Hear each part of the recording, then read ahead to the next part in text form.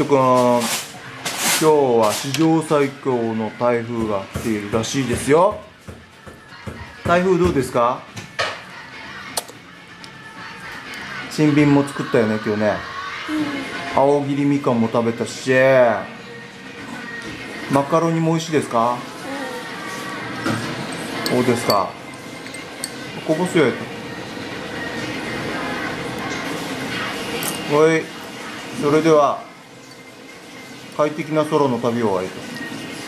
快適なソロの旅を。お、じゃあ iPad さんにバイバイ。おっぱさんバイバイ。